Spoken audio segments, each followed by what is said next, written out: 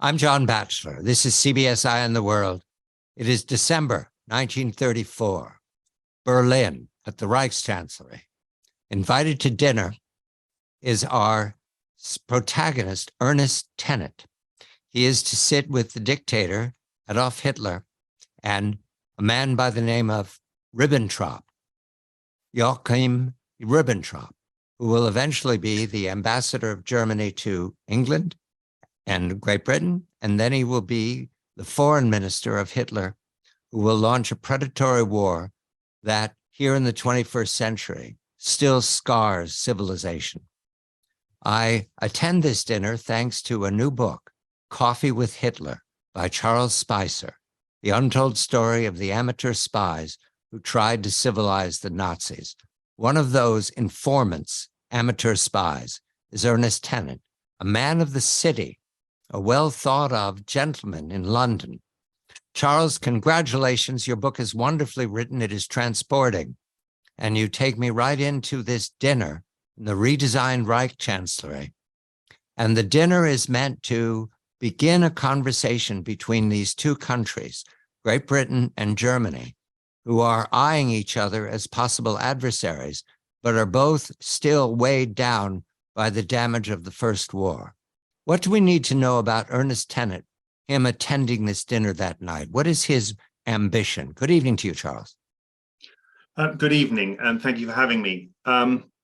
Ernest Tennant had been extraordinarily scarred by his experiences in the Great War, as it then would be being called, in that he had he joined up in military intelligence. And by 1916, so he was in the trenches in France. By 1916, 2/3 of his male family members and his schoolmates, about 32 male friends and relations, within 2 years, 2/3 of them had been killed. And this left him absolutely convinced that the most important thing was to prevent another war between on the continent, and particularly between Britain and Germany.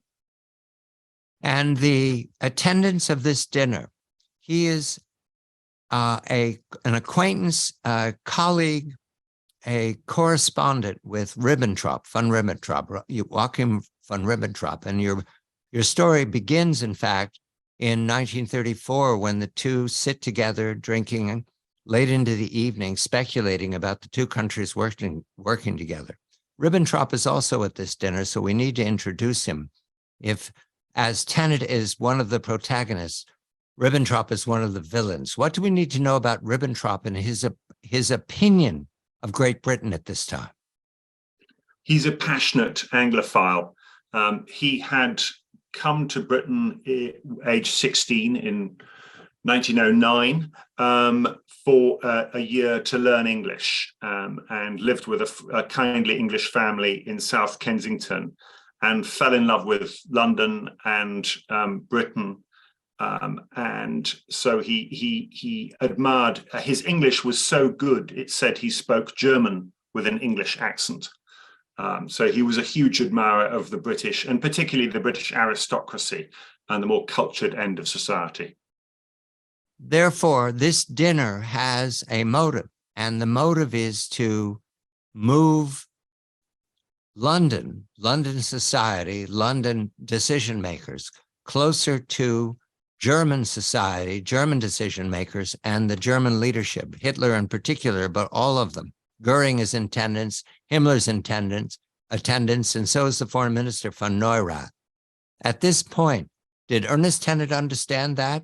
Did London understand that? Did Berlin understand that both societies were exploring ways to work together?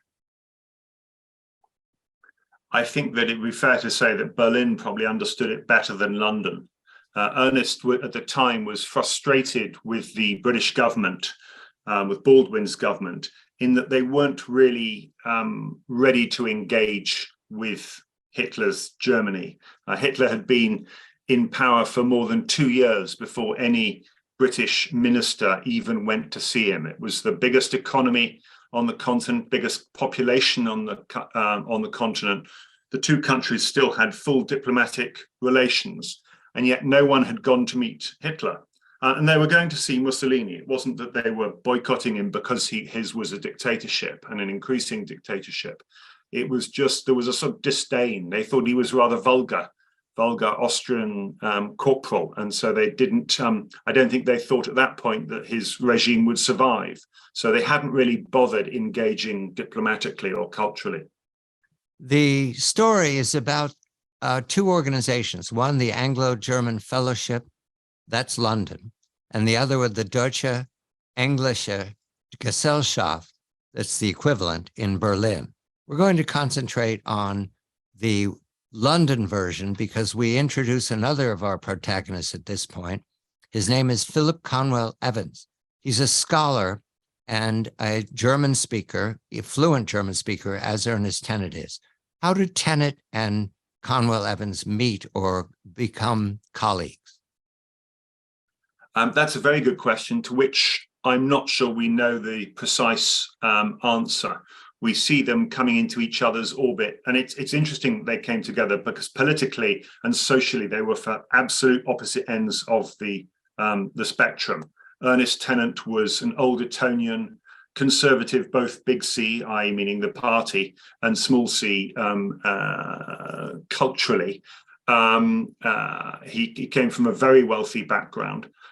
Conwell-Evans came from a humble, his father was a tailor in Wales. He'd been at a grammar school, and from there, because he was very bright pupil, he got to go to Jesus College, Oxford. Quite how they met, we see them coming together in about 33, 34. Indeed, it may have been Ribbentrop who introduced the two of them, ironically, because they weren't in overlapping social circles otherwise. That helps because now we need the connections here of men who are searching because of what Charles says about the Great War, weighing down on all of them, all their missing classmates, all their missing people in London and in Berlin. They're looking for ways to avoid more conflict. And Conwell-Evans meets another man who is not of his origins. Class, I think, is the word. His name, we call him now the Earl of Lothian, Philip Kerr. What do we need to know about him in 1934-35? He'd been, he's the Marquess of Lothian. He'd inherited this title from a cousin, so not directly. So he came from he was from an aristocratic family, but he certainly wasn't from the major part of the family. So he was slightly surprised to get the title because his cousin hadn't produced any children of his own. Prior to that, he'd been a journalist and a liberal politician, a huge admirer of the United States. And his main focus historically had been on improving Anglo-American relations. And the relationship between Conwell-Evans, whom you call who was called CE at the time, and Lothian, it was also an unusual friendship because of their different places. For heaven's sakes, Lothian has Blickling. I looked at the pictures, Charles. What an amazing building, on, acres and acres of splendor. It's an absolutely beautiful, and not far from my family home. In fact, it's in Norfolk. And I'd recommend anyone listening to, if they find yourself in that part of Britain, to go visit. It's now owned by the National Trust, so available for the public. It's probably one of the best Jacobean, so now about 400 years old, stately homes. And Lothian, who is a lifelong bachelor, he inherited that and 3 other stately homes, I think 2 of which are in Scotland. And it is now early 1935. Conwell-Evans and Lothian are moving fluidly between London and Berlin, including in the high Nazi circles, including Hitler. There's some more players that we need to introduce here because everybody has different opinions of whether Germany is preparing to rearm, whether it is rearming, whether it is a threat to Europe again. The Travelers Club, that is a meeting place for many years for these men who are favorable to finding a way to working with Germany. I take it that, and Ribbentrop joins the traveling club. As you have a note here saying he's the only member so far who's ever been hanged. What is the Travelers Club to those who attend it? Do they understand that they're partial to internationalism?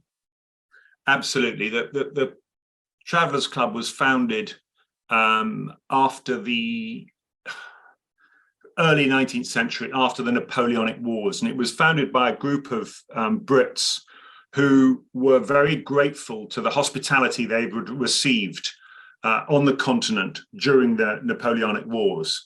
From Germans, from Belgians, from oppositions, and forgive me, it's not my specialist period of history. It's a little early for me, but they decided to set up a club which is specifically targeted, firstly, for Brits who have an internationalist perspective. So to be a member, you had to have travelled at least 500 miles in a straight line away from London. Which in those days, with limited transport facilities, was quite significant. Conversely, they wanted a club in London that was very welcoming to foreigners, which some of the traditional London clubs aren't so much. And so foreign ambassadors would automatically qualify for membership, and foreigners would be very welcome. And so it's the most internationalist of the traditional gentlemen's clubs on Pall Mall. It's a beautiful building designed by Charles Barry, and it's got a long tradition. The Foreign Secretary is given automatic membership, and an awful lot of Foreign Office, London Foreign Office staff would use it almost as their canteen. So it was known as the Foreign Office canteen. And the club was kind enough to let me hold my book launch there, because so much of the story happens there. And it's still largely unchanged from as it would have been in 1935. My note also says that it's welcoming to the heads, the leadership of MI6 and MI5. So it's associated with intelligence gathering as well. The Travelers Club is a temporary spot, however, because we now turn to the founding of the Anglo-German Fellowship in 1935. The book is Coffee with Hitler. That's where we're headed. The untold story of the amateur spies who tried to civilize the Nazis. We've introduced two of them now, Ernest Tennant and Philip Conwell-Evans. Charles Spicer is the author, whose rich new telling of the events in 1930s before the catastrophe of the Second War opens new doors to me to understand the earnestness of London and men in London and Berlin who are seeking to avoid the conflict that we know, because we look backwards, is coming in 1939, the dictator and the Nazi war machine. However, in 1935, the idea is to combine the ambitions of London and Berlin into the Anglo-German Fellowship. The initial headquarters, I'm following Charles Spicer's reporting, is at the Metropole Hotel in London. That's where the headquarters are. And it immediately attracts lots of business interests in the city, major industrialists, publishers, newspaper publishers, who were barons of the public opinion at this time. It's extremely, people join eagerly. It's almost they're tumbling over themselves. So is this a general feeling that if we have a way of talking to Berlin, we can and somehow deal with these horrible headlines of brutality that we're reading towards the Jews? Yes, I think that the first people to get anxious about the relationship between Britain and Germany are the worlds of business and finance. So Unilever, which is a company, still exists, major international company, which had been created from a merger in the late 20s between the Dutch Margarine Union and Lever Brothers. That becomes one of the main financiers. And in fact, later on, the fellowship holds its annual general meetings and its board meetings in Unilever's splendid Art Deco palace on the Thames in central London. To give context, they have 30,000 employees in Germany, 100 subsidiaries, and they're selling about in modern terms, about £1 billion worth annually just of margarine. So they really don't want another war, and they want to understand this new regime. And it's not to say that they're comfortable with the stories of of brutality, which were particularly visible in 33. By 34 and 35, the regime looks like it's being slightly more civilized, and particularly when after the Night of the Long Knives, when Hitler gets the SA under control. It's easy at that point for an optimist to think that maybe this is becoming a more civilized regime, less brutal. The meetings initially are, there's a subscription, you recommend your friends, they're going to have dinners, several dinners at different times of the year over these next years. But Tennant and Conwell-Evans are principals in this. Lothian, I believe, is also a member. Absolutely. And so at this point, there's a celebration that we're working together. And Ribbentrop, does he get credited in Berlin for the Anglo-German Fellowship? Because they found a comparable organization, the DEG in Berlin. Does the dictator and regard Ribbentrop as the man who shaped this? Absolutely, he gets plenty of credit for this, and you can see that in the extraordinary access. So if Tennant wants to get access to Hitler through Ribbentrop, he can get a meeting organized within days. Whereas international politicians and diplomats struggled to get an audience with Hitler. So they, just as a lobbying group, they have extraordinary pulling power, as it were. Yes. Now, I've emphasized the Englishman seeking rapprochement. It is also true that others are as well. I have a list here of German industrialists. I believe Joseph Bosch is the one who said to Hitler, "You must feel quite odd sitting in Bismarck's chair." Robert Bosch. Robert Bosch. Robert Bosch, yeah, absolutely. Who's Robert Bosch? So Robert Bosch he's an inspiration. He invented the spark plug for modern internal combustion engines, and built the engineering business, which still has his name and still thrives. An amazing inventor, national hero in Germany. He's quite old. He dies in 41 in his 80s. And the Nazis insist on giving him a national a state funeral, which he would have loathed because he really, really disliked the Nazis and is very critical about them and was very brave in criticizing them publicly. But he was such a high status individual. I'm just trying to think who he's sort of Henry Ford, or he's an important national figure from an industrial point of view. There are German industrialists. I've always heard, Charles, that there were German industrialist financiers who were opposed to Hitler. You're putting names to it. Mm-hmm. And so what was going on in London was also happening in Berlin. Industrialists were joining. Yep. So we're going to turn now to the AGF and the DEG are now founded.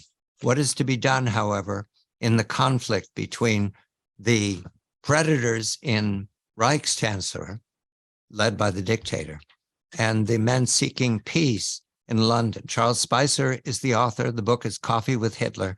And these are revelations of scenes and conduct that I had no knowledge of all these decades of reading about the catastrophe of the Second War. We now go to September 1935 at Nuremberg, the annual rally of the Nazi Party, capped off by a speech by the dictator. We introduce Grahame Christie, a man who is quite as romantic as Hollywood could imagine. Charles Spicer has done us the extreme favor of recovering Grahame Christie in his modesty and his heroism his whole life. He was an aviator, a war hero, and a man who risked his life again and again to find a way to avoid the war that was ahead in 1939. Charles, Grahame Christie is it's so overwhelming.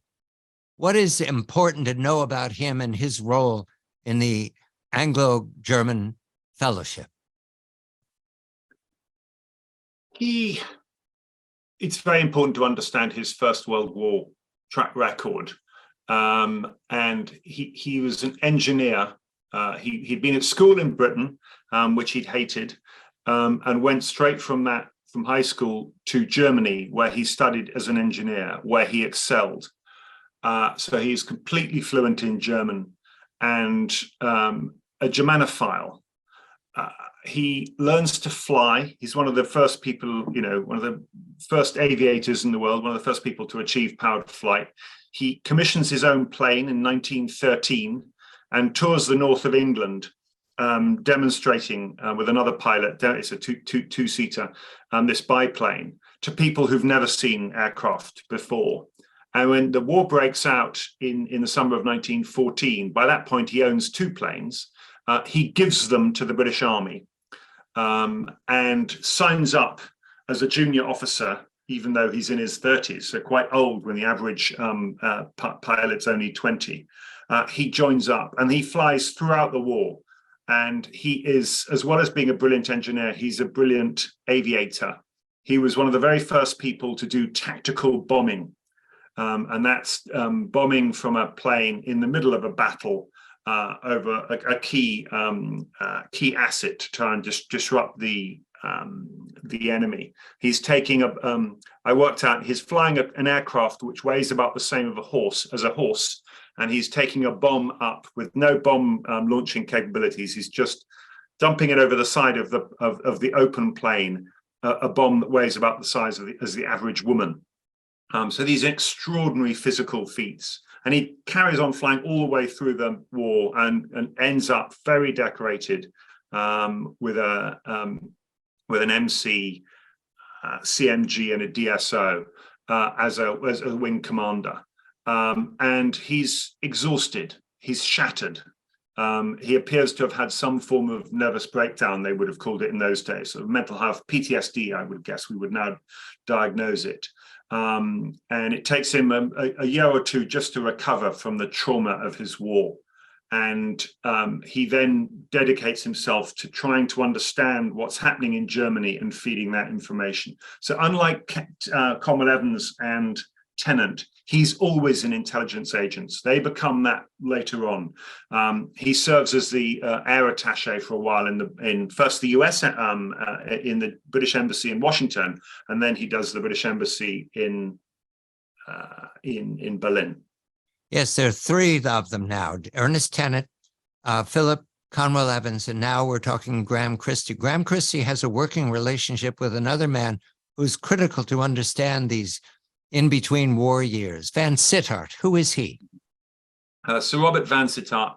He is the head of the British Foreign Office, the civil service head, was called the permanent undersecretary, and he does that service. He does that for about 10 years, having previously been private secretary to a couple of British prime ministers. So he's a career civil servant and diplomat.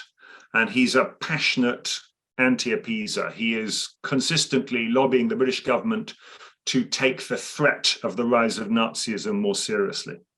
And all of this comes to 1935. We'll stop at September of 35. This is the annual meeting of the Nazi Party at Nuremberg. And this is the time, again, where those seeking rapprochement have to deal with what is obviously unacceptable from the Nazi regime, which is the Nuremberg laws. Mm-hmm. And even their biggest apologists are struck by this. How do they explain it to themselves in the newspapers in London? The Nuremberg laws are the predicate for what we now understand to be the Holocaust. Yes, I mean, the Nuremberg laws, which are, as recent scholars have pointed out, that the Germans actually based on the Jim Crow laws. They're a systematic set of legislation designed to divide two populations by discriminating against one. And contrary to what had been believed before, what I discovered is that the book's protagonists on the British side, heroes, one might say, really were appalled by this, were deeply shocked by this, but chose to lobby their German friends, their Nazi friends, privately but very vocally, and to try and persuade them that this is wrong on a number of levels. And in a cynical point of view, they think it's bad for business. They can't understand why it's a priority for this regime, which has so much else to do. Yes, because Germany is rebuilding or attempting to rebuild. There's a worldwide financial crisis, never far from anyone's mind because of the repeated stories of poverty, the threat to the threat to capitalism, and also the dominating story of the Soviets and Joseph Stalin. Never far from the rationalization of why we need to work with Germany, because Germany is under threat as we are, goes the argument from the Soviet Union. So we don't leave that out of the driving motive. If we don't work together, the Soviets will take over everything. Now, at the Party Congress, at the Nuremberg meetings each year, and there'll be another one in 36, there is a complete, clear display of militarism. Does that worry the foreign ministry at this point? Because it's a puzzle how you can see it and not see it, Charles. That's a story that your book again raises again and again. You mean, does it worry the British Foreign Office? Yes, you can see the militarism, but you don't know what to do with it. It's a really good question. I think it worries them, but they don't do much with it. I don't think they focus on it nearly as much as they should.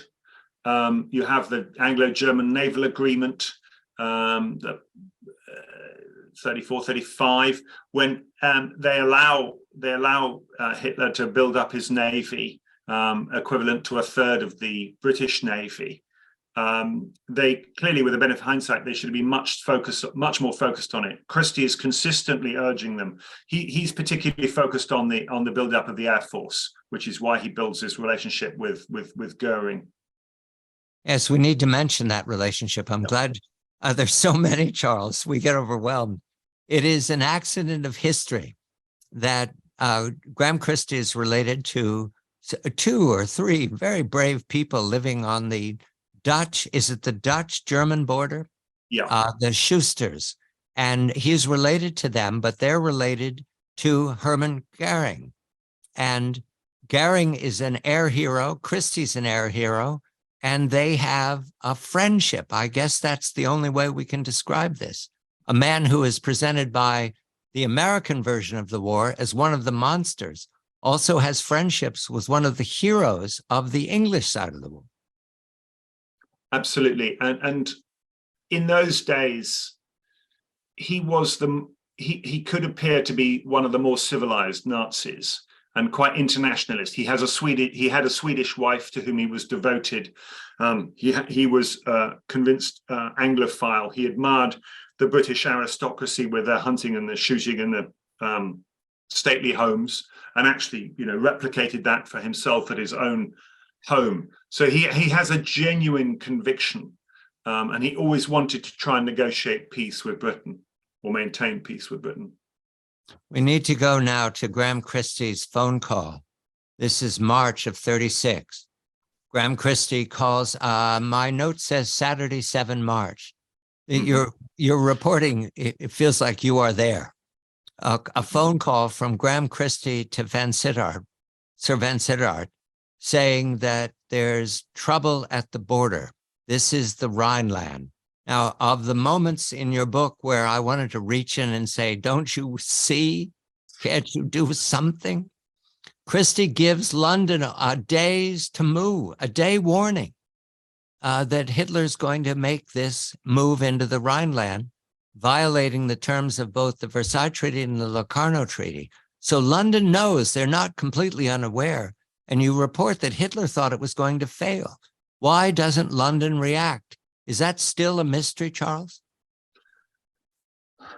There was generally, the sentiment was very pacifist. They had the peace ballot recently, and the electorate had no patience for military action at the time, had voted 90% in favor of demilitarization and in favor of not not responding to these sorts of actions in an overly militaristic way. I think the point you make, John, is absolutely spot on. I think almost all historians who study this period would agree that this was the greatest missed opportunity. Hitler thought he only sent, 30,000 soldiers into the Rhineland, and the standing army in France is 1 million. If they had just marched in, they didn't need to fire a shot. Hitler had arranged for his soldiers not to have live ammunition because he didn't want it to turn into a shooting battle.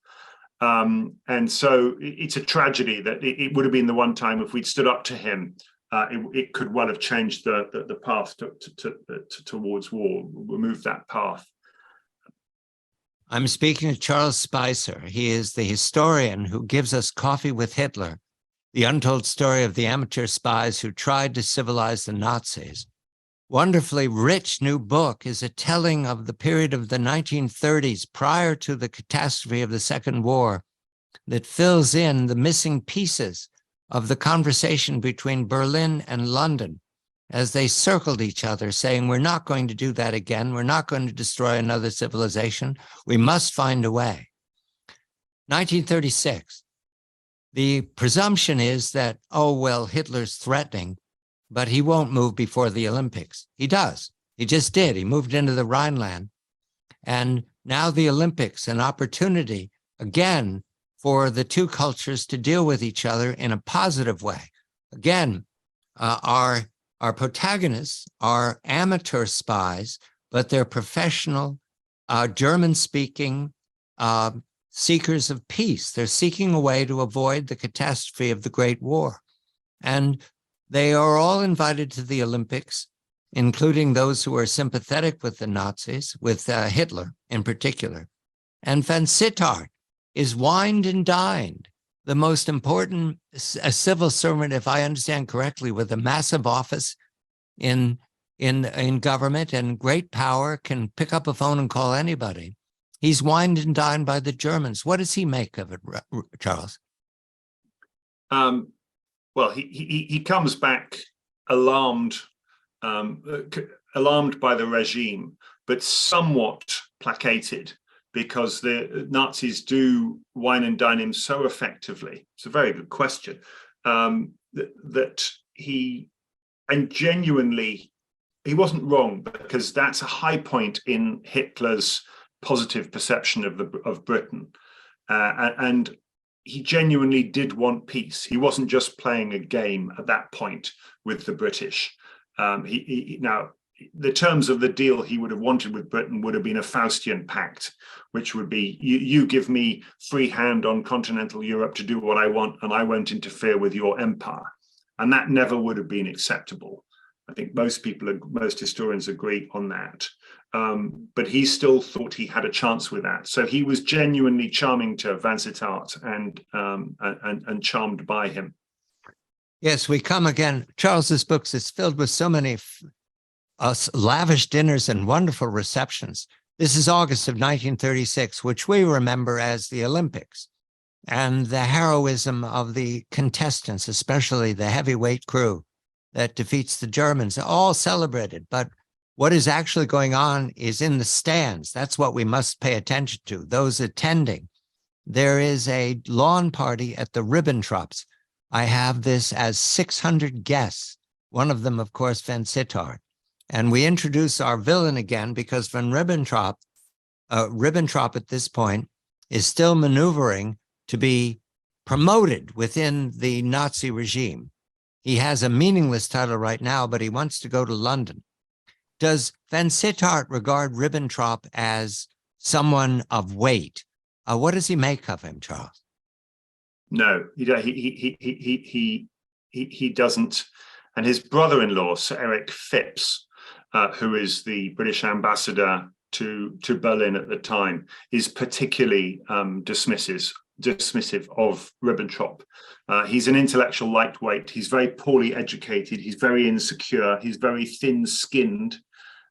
He's snobbish, and he can't concentrate. He can't read documents of more than a few pages. He really struggles with writing. He needs lots of civil servants to help him. Vansittart and his brother-in-law correctly predict that Ribbentrop would be a disaster. At this time, the dictator wants to meet Stanley Baldwin, the prime minister. However, that is not possible. That is not Baldwin's personality. That's not going to happen. So the Anglo-German Fellowship, specifically Philip Conwell-Evans, has an idea. It's a substitute. And that is the whole story of Coffee with Hitler is going to turn around this next moment, because not only will Baldwin not go, but also David Lloyd George will attend. We have just a moment here to introduce our most amazing character before he has coffee with Hitler. Who is Lloyd George now in 1936? What does he represent to Europe, Charles? Well, David Lloyd George had been the prime minister who'd taken over in the middle of the Great War from Asquith, and was widely credited for having won the war, at least from a British perspective. He was a political titan. He was a liberal, at one point a colleague with Churchill. And I think in the simplest terms, many of the politicians of that era were pygmies when you compare them against Churchill and Lloyd George, who, even though Churchill crosses the floor and becomes a conservative, they remain close friends and rivals for the rest of time. And those two individuals, they're essential to any understanding of the political landscape in Britain in between the wars. In fact, your book helped me solve something I didn't know I didn't understand. During the Norwegian debate, after the Norway failure, this is 1940, Hitler, the blame can be visited upon Churchill entirely because he ran the operation. And I believe at that moment in Parliament, because the debate was going again, Churchill comes out and takes responsibility. I did it. I made all the mistakes.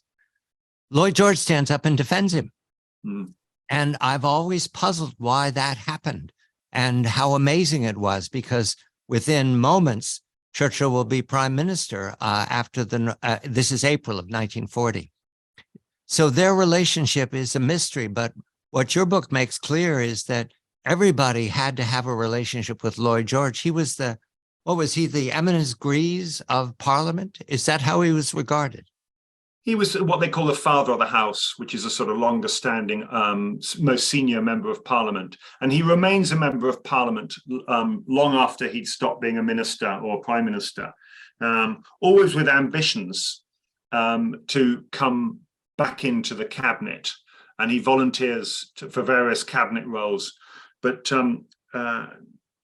they have a national government, so they have people from both sides of the party. But I don't think Baldwin never offered him one, and Chamberlain absolutely hated Lloyd George because Lloyd George was so critical of Chamberlain, and arguably he should or could have brought him back into the cabinet because he was a very effective minister, and would have been a helpmate given what Chamberlain went through after 1938. But that's in the future. I just thank Charles for solving a speech for me. I didn't know where it came from in April of 40.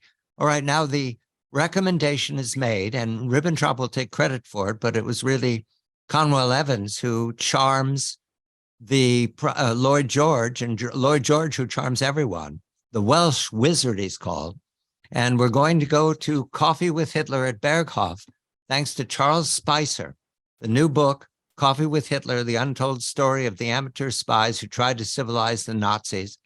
It is the untold story of the goodwill of men of both Germany and Great Britain in the period of 1930s after the dictator took charge of Germany to find a way to avoid a crisis such as we know happened, to avoid war because they were scarred by the First War.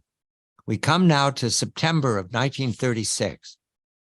The Anglo-German Fellowship of London, the Deutsche Englische Gesellschaft of Berlin, have been meeting and looking for ways forward to work in terms of business relationships, trade, and also friendship. And German speakers, Ernest Tennant, Philip Conwell-Evans, and Grahame Christie, are informing both sides of what can be done to find a way forward. And one of the best ideas is to have a senior British politician, the prime minister or near to meet with Hitler and find a way to avoid conflict. Stanley Baldwin is not available. David Lloyd George is available, and it is now September of 1936, and David Lloyd George travels overland to Berchtesgaden, to Hitler's Alpine retreat, Berghof. Charles, what is Berghof? What does it represent in this story? Why did Hitler build and stay so far away from his capital? Well, it was originally a small four-bedroomed cabin that Hitler rented in the late 20s, early 30s, before he becomes Chancellor. And once he becomes Chancellor, he buys the property and then quite quickly massively enhances it. And it becomes much more a home. It's the Nazi Party's control center for southern Germany. And the location, it's a beautiful setting looking out over the Austrian Alps, right on the border. Obviously, Hitler is Austrian by birth. He quite literally has this huge window built, which gives him a view over his mother country, 30-foot wide window. And it's he doesn't like Berlin. The Berliners are always somewhat skeptical of Hitler as an Austrian, and so he's much more comfortable in Bavaria. And it's one of the tests he makes of foreign statesmen is whether they will come and see him at his home, because it's a difficult journey from Berlin, an even more difficult journey from London. So it's a test of how committed people are as to whether they'll come and see him up in the hills. Conwell-Evans is very much the important ingredient here, because he convinces Lloyd George and then he accompanies him to Berghof.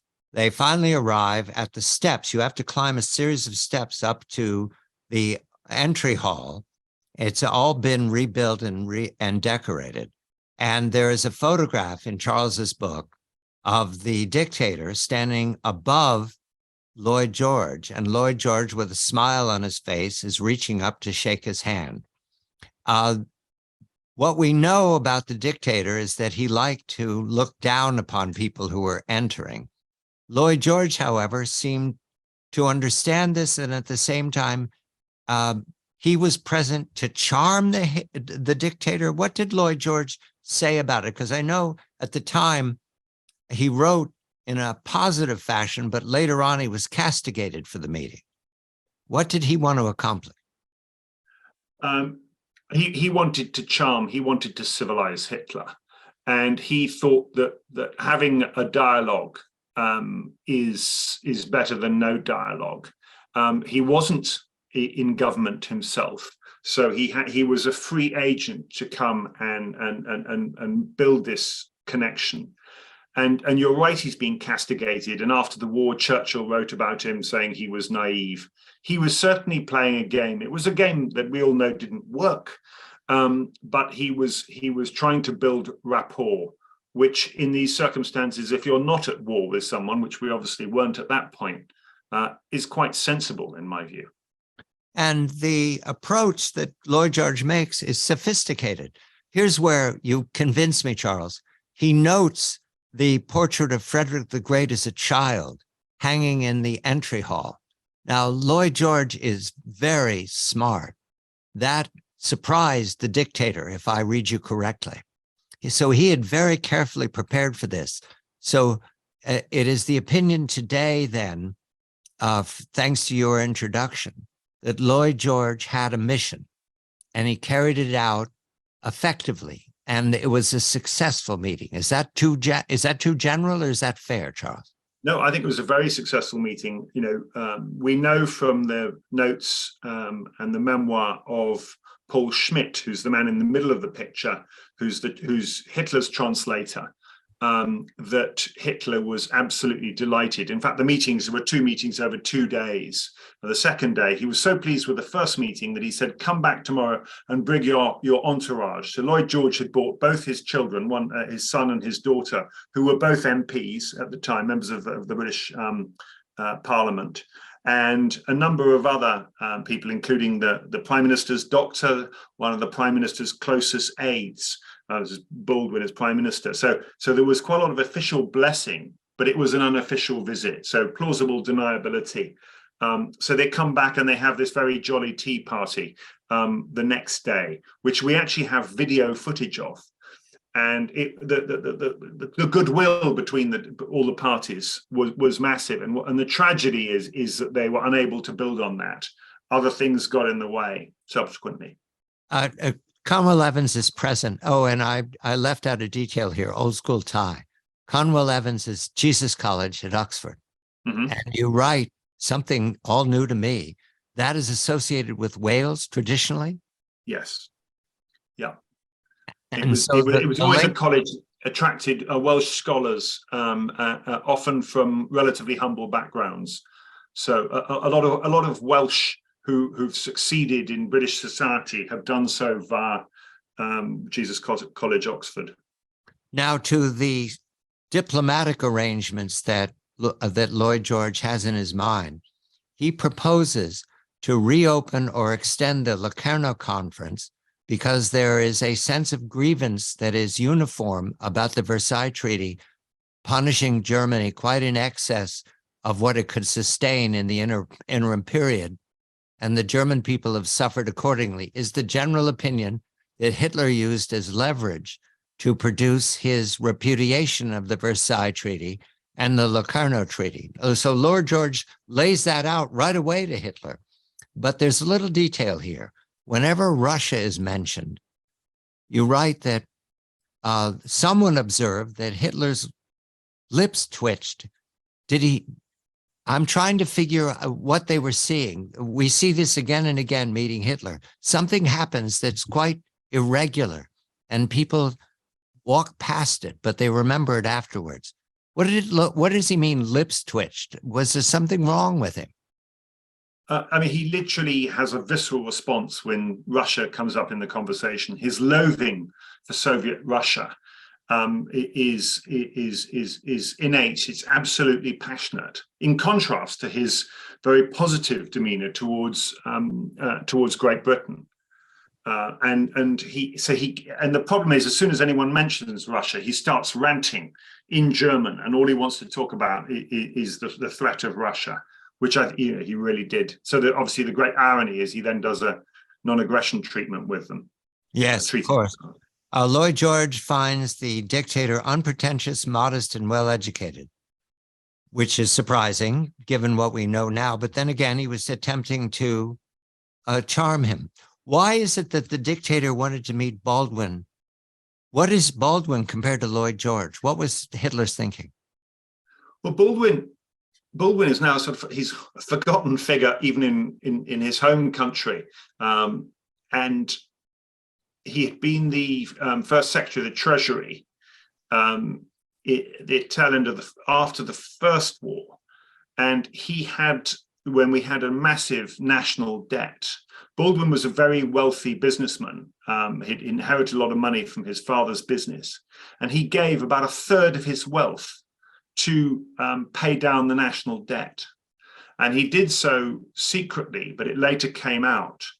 And Hitler was fascinated by this. He thought this was an amazing gesture. So he had this and Baldwin wouldn't have impressed him in the same way Lloyd George was. He was not a charismatic individual at all. But because it puzzled the Brits, they asked the same question you just asked me. Why on earth, mein Führer, do you want to meet Baldwin? He's not a very impressive individual. Well, the mysteries continue because afterwards, in the Daily Express, Lloyd George penned or dictated or was written for him, "I talked with Hitler." And that has been, and he praised the dictator. And that has been the leverage used against Lloyd George all these decades.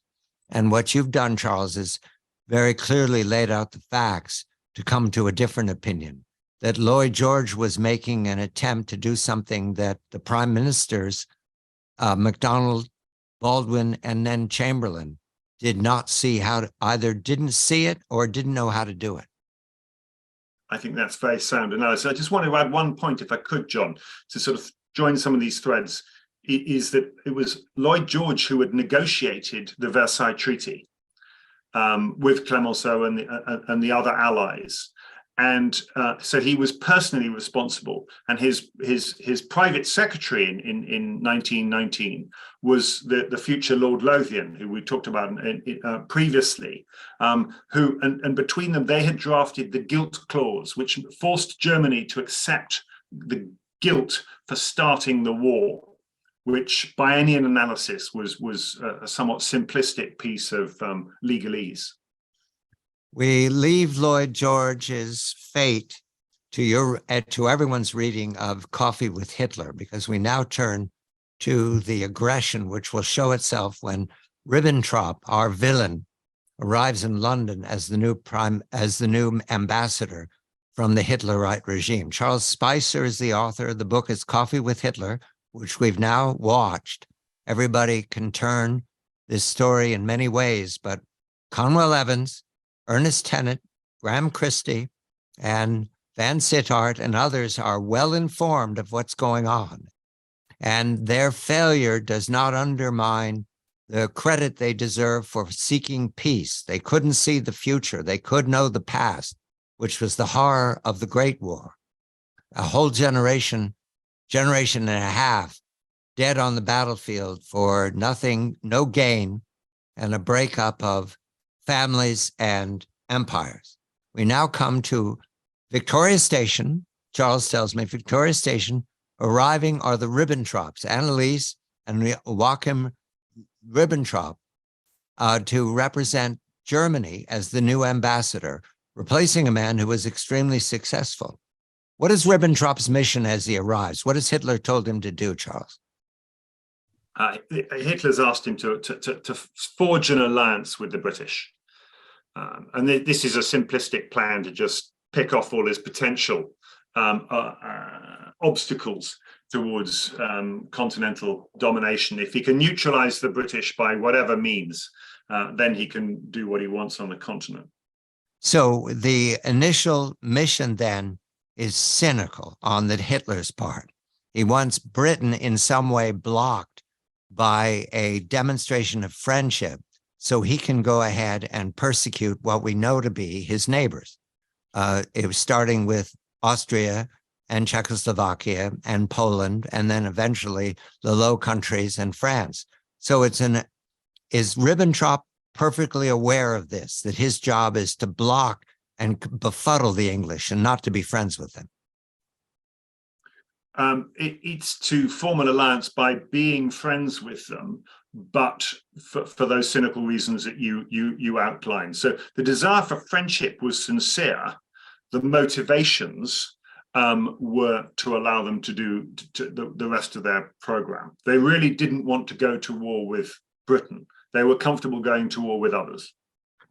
Ribbentrop does us the favor right away of being clumsy, because he gives press remarks on the station platform, Victoria Station, prior to presenting his credentials to the king. And therefore, he's pilloried in the newspapers immediately. There are other decisions that he and his wife, Annelies, makes that require, Charles says, you have to understand the British sense of humor. They like to make fun of newcomers. And the Ribbentrops have no sense of humor, or they just skip that chapter of English living? What is it, Charles? They have no sense of humor and very thin skins, particularly his wife, Annelies. She realizes that, having initially welcomed in, thought he was, they were quite positive about Ribbentrop. The Ribbentrops were welcomed into upper class London society. But because he makes these gaffes, he does the Hitler salute in front of the king. To the king's surprise, you bow in front of the king. You don't do a Hitler salute. King's so surprised he nearly falls backwards off the dais. This is all repeated in the press. And he's preening. He's very proud, Ribbentrop. and the English quite like to tease people like that. And if people don't like being teased, the English tend to tease them even more. So this escalates. There is a new king, George VI, and we will come to his inauguration soon enough, but there's also a new British ambassador, English ambassador to Berlin, who is enormously important, but completely unknown to me until you explicated. Nevile Henderson, who is a man from Argentina, the ambassador to Argentina. Is he aware that he's suffering cancer at this point, or does that come up over these next years, Charles? That comes up, yes. He's not ill at this point, but it develops relatively quickly. The reason I mention is that changes people's opinions of the world with it. And today, it's still true, though it is no longer a death sentence because of our science. But in 1936-37, it would have been the end, counting down to the end. I'm trying to find a way to explain Henderson's willful blindness to the regime. Do you have an explanation for why he ignored or why he didn't communicate the facts? That's very interesting. There's a couple of academics who've studied him in some depth. He's a puzzling, and Vansittart admitted he made a huge mistake because he actually put him up. He was deemed to be good with dictators. And he was quite right-wing himself. He admired their ability to get things done. He'd been quite close to the king of Yugoslavia, who was effectively a dictator in a previous time. And he is charged by Chamberlain to ensure that we don't antagonize Hitler and his regime. And so he takes that to heart and is paranoid of doing anything that might upset Hitler. So I think he does realize how dangerous Hitler is and how much he's rearming. And his solution is that therefore we should give him whatever he wants rather than try to challenge him. So he's not naive about the threat. He is, with benefit of hindsight, wrong about the potential solution. The book is Coffee with Hitler, the untold story of the amateur spies who tried to civilize the Nazis. We're headed to the inauguration, May of 37, and the plot lays out before us what is the threat coming up from the Nazis. The catastrophes ahead. It is May of 1937, the coronation, George VI. The embassy, the German embassy in London, is 3 buildings put together by the Ribbentrop's. And we need to introduce a driving force in Ribbentrop's attempt to win the affection of the British public, and then eventually to put the 2 states together. And the formula being Germany will take care of the continent and England can pay attention to its empire on the seas. However, the Ribbentrop's are guided by Annelies Ribbentrop.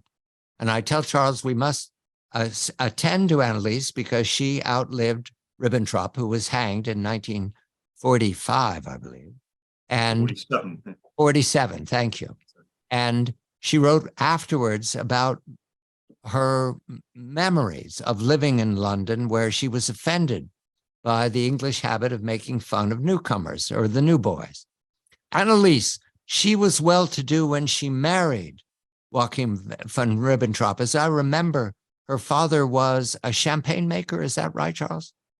Yes, Sekt, which is the German version of champagne, that the Henkel family. And the Henkel brand is still, I believe, the leading brand of sparkling German wine. And her ambitions were to dominate British society. She wanted her son to Eton, her daughter privately schooled or to a private school that is equal to Eton.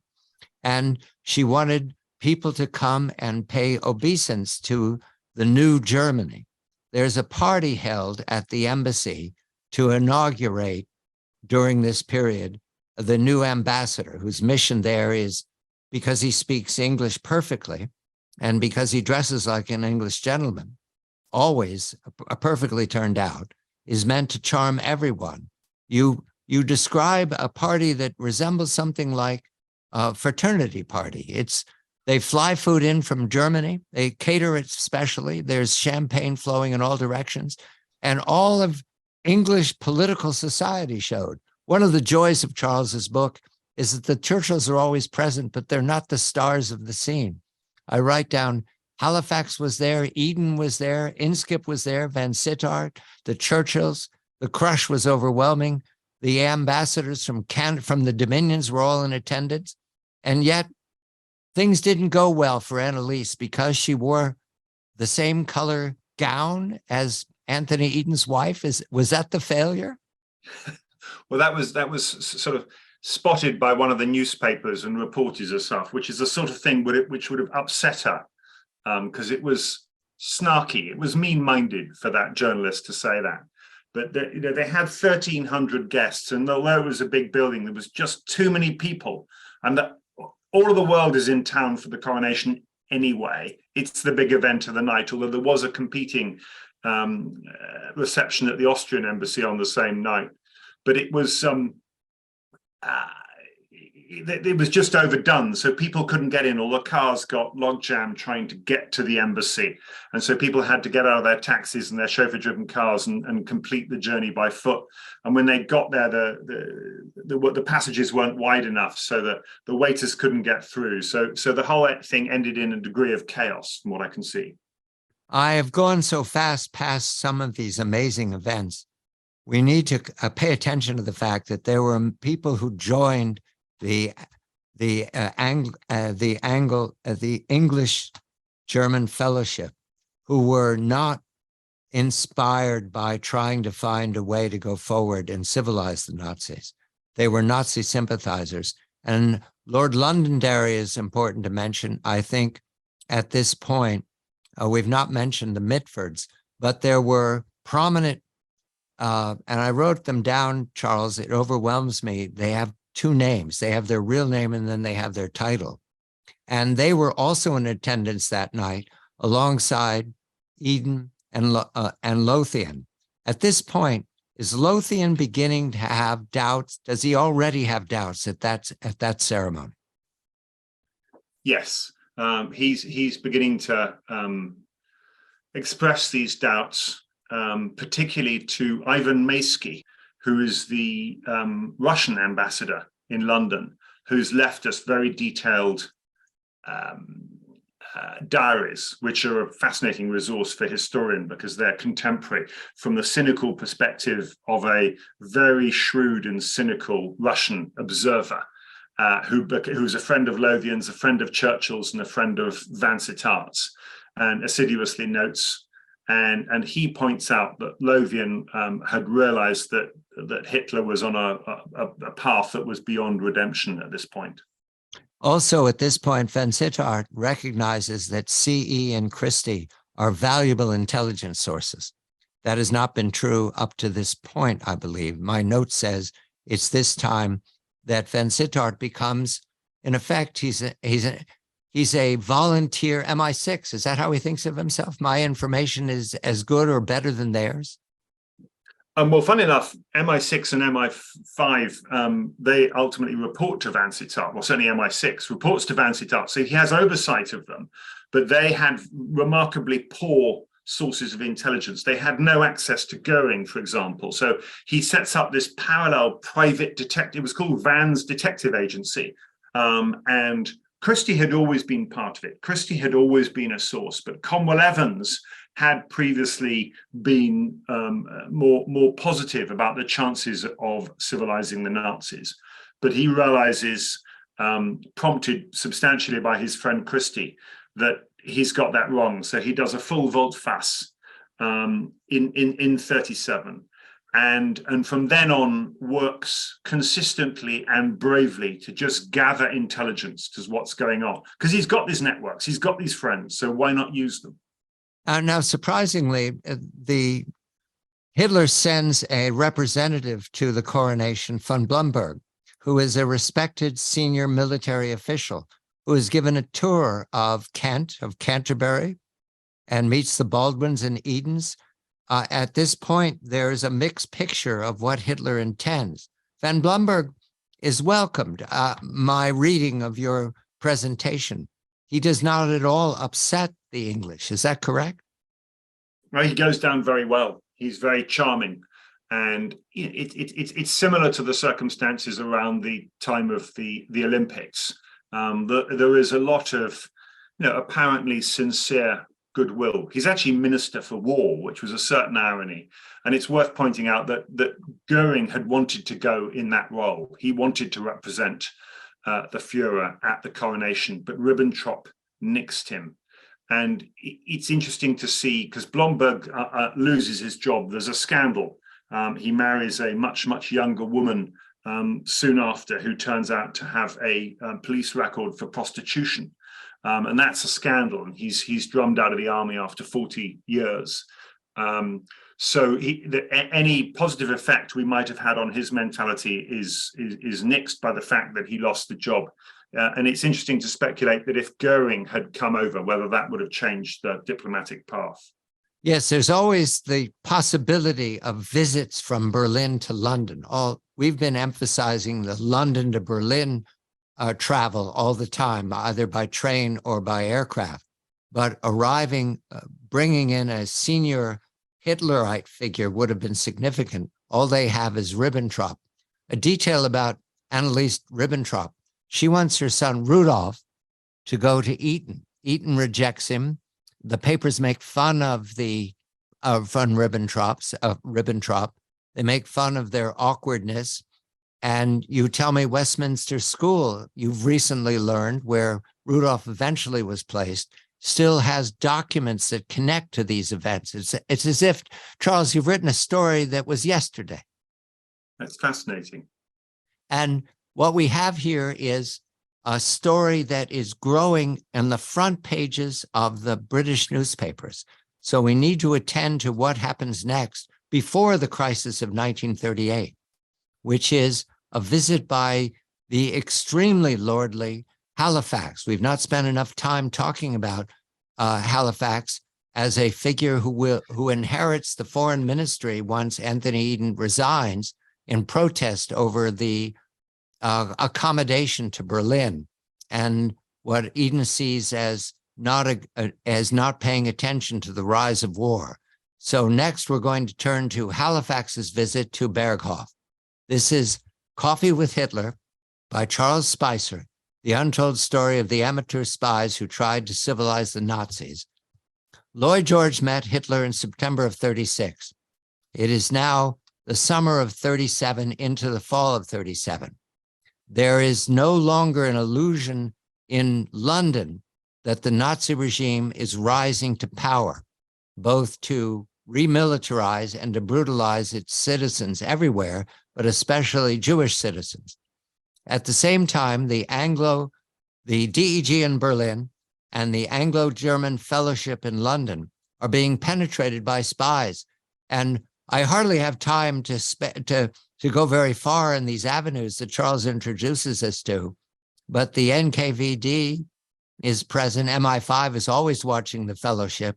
Also, I must note at this point that one of the hires of a young man from Cambridge, who was a fluent German speaker, who has been identified in Cambridge as very left, is named Philby, Kim Philby.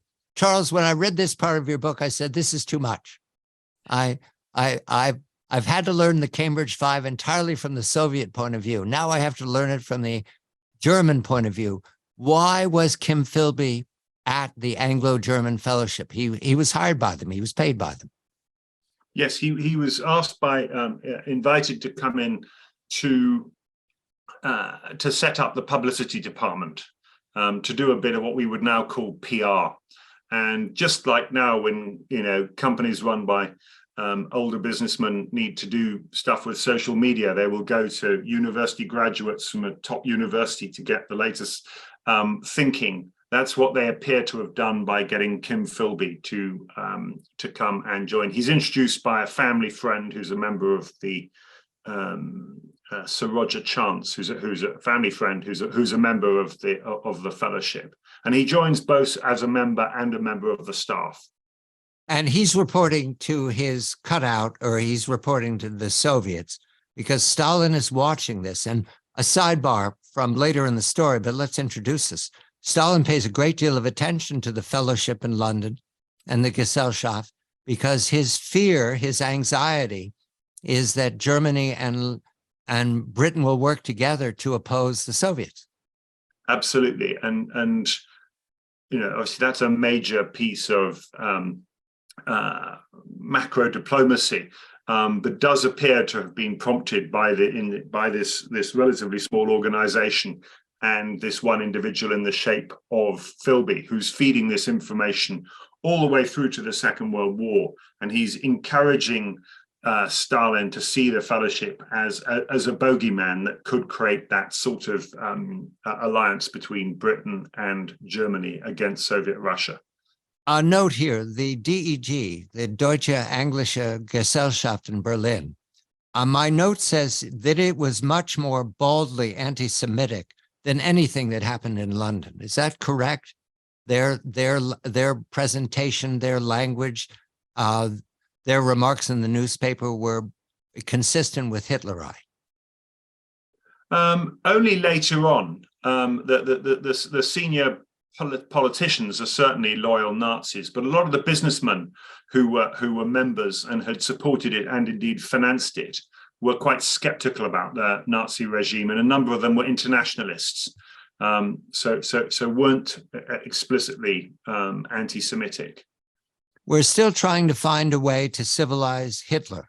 This is now the late summer, early fall of 1937, and the Rhineland move of the previous year was seen as something you could rationalize, because the Treaty of Versailles and the Locarno Treaty had not been fair-minded or generous to the Germans to rebuild. So we now need to turn to another embassy by a man who is not going to be fooled by Hitler. His name is Halifax. He's now the foreign minister, the Earl of Halifax, Edward Frederick Lindley Wood. Only Charles's book has ever taught me that name completely. Coffee with Hitler is the untold story of the amateur spies who tried to civilize the Nazis. It is now November of 1937. Halifax is the foreign minister. He is everything you could want in a hero, but he's modest about it. He's tall. He rides after the foxes. Yes, he's a master of the hunt. He also is a man who is interested to find a way to work with Germany to avoid war. And so as he arrives at Berghof, it is a completely different environment than when Lord George arrived in September of 36. The photograph in your book, Charles, is that after the meeting on their way out, or is that their way in? Because everybody's standing quite awkwardly. It's a very good question. I think it's on the way out. Yeah, that makes sense, because they look like they're departing. And the photograph suggests everything you say. Hitler was either in a bad mood that day, or he had turned on the English idea of English charm, of English romance, and was now openly hostile. Is that how to read the picture? Absolutely. It's a very awkward lunch meeting between the two statesmen. They had absolutely no chance of understanding each other. And famously, when he arrives, Halifax initially mistakes Hitler for a footman, and is only prevented from making the most awful gaffe by the foreign minister von Neurath going, "Der Führer," into his ear before he hands, because he was about to hand him his coat. What is Halifax's opinion of Germany at this point? He's going to be extremely important at the table in number 10 Downing, not only for Chamberlain, but also for Churchill. It's a very good question. I think he's very skeptical, but he is hoping that everything can be done to prevent a war. Is he briefed well by Vansittart? Does he arrive with complete information of what Christie's been telling them about Christie's information from Göring is so first rate, it's like a crystal ball. Does does Halifax have that when he arrives at Berghof? Yes, he should have done, yeah. So we're looking at men who were informed of the hostility of the Hitlerites and were still trying to work with them. And Halifax will become important for Chamberlain because he has personal knowledge of traveling to Berghof, which is something Chamberlain will attempt in September of 38. So as Halifax sits with I think you say they both sit and talk, and then they have a lunch that is reported as not very successful. And does the dictator show at that point, on that instance, that he has these episodes where he goes into rants? Does he rant in front of Halifax? Absolutely. Halifax is appalled by his some of the stuff that Hitler says. If I remember rightly, because they find themselves discussing India, where Halifax had been the viceroy of India. And Hitler explains why he didn't just shoot the Indians when they were not cooperating. Yes, I remember that story now. I was flabbergasted when I read it, that it actually happened. And now Halifax goes back to London. I want to make sure here before we're on the eve of 38, which is the year of, so many hard changes. Halifax goes back to London and he informs his prime minister of what he witnessed. Is that correct, Charles? And yes, and he writes a lengthy report and all the cabinet see it. And we presume that the important members of parliament see it. And well, I was going to, sorry to interrupt. I was going to say, but where Halifax gets it wrong is that he believed Hitler's protestations that he did not want war. I see. That's why you said it was like sending a religious man to meet a fox, or to meet a tiger. No, that was Lloyd George described it as sending a curate, which means a very junior priest in this country, to visit a tiger. And the opinion today, all these decades later, was Halifax fooled? Did he fool himself? Because this is a man who is extremely well educated in foreign affairs. Yes, I think he was. I think he was fooled. By the dictator fooled Halifax. That's the result of this meeting. At least for a short period of time, yes. He was appalled by him, but he did believe that he didn't want to have a war. It is now January of 1938, and we will turn to that when we next meet with Charles Spicer. The book fills in the missing pieces of how it is that Europe, twice within 1 or 2 generations, goes to war between Germany and everyone else. How that happens and how the men who tried to stop it left their record long afterwards, that Charles now gives us in Coffee with Hitler, the untold story of the amateur spies who tried to civilize the Nazis. I'm John Batchelor.